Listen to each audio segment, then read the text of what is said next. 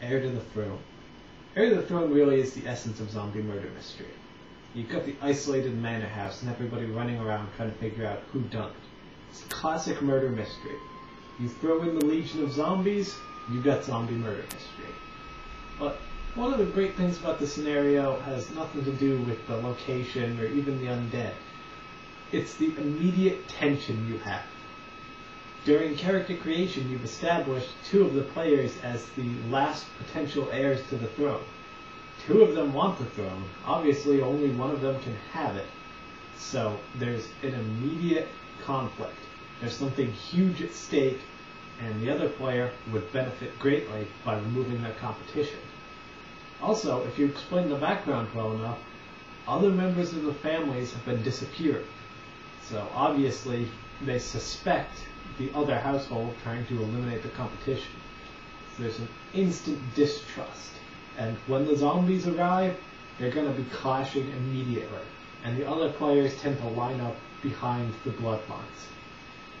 So you have sides form within minutes of the game starting, and the tension has already begun.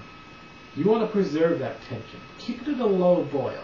You want them throwing accusations and suspicions, but not attacks until the very end of the game. There's a lot of things you can work with in Heir to the Throne.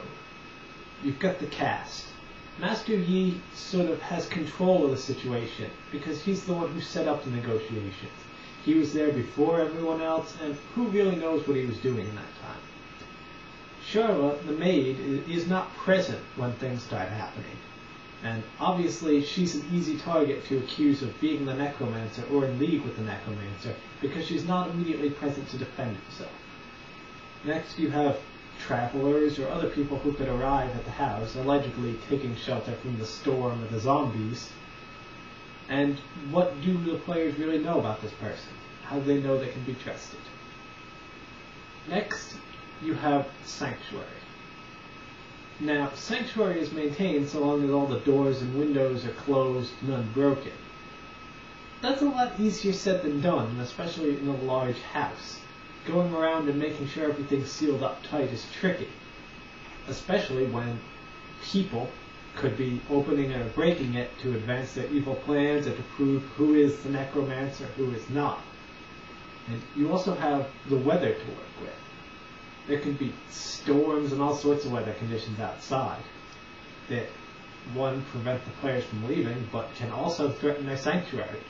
What are they going to do if a tree branch breaks through the window? Where will they hide?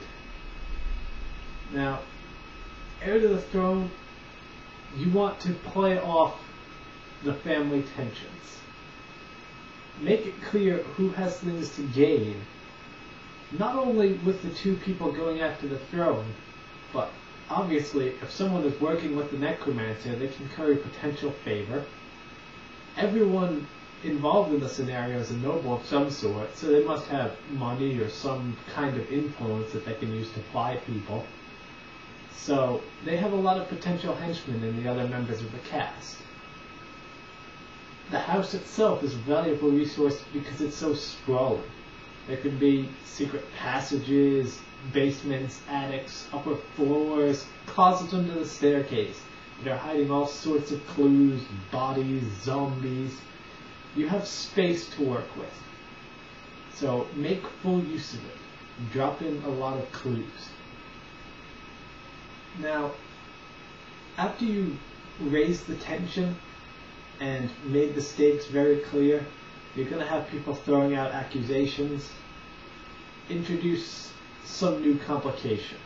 One of my favorite things to do is to have Master Yi attack someone, particularly when that person is alone, because that way whoever survives the encounter is spinning the only story about what happened, and that can never be trusted. That should be towards the end of your game. You have people acting very suspicious, and there's really no way to verify what happened. And then you introduce your ticking clock. Once the time is ticking down, people are going to act on whatever their preconceived notions are. If they think the other bloodline did it, they will kill them, because the spell has to be prevented, above all else. So there are your keys in running Heir to the Throne. You have the noble tension.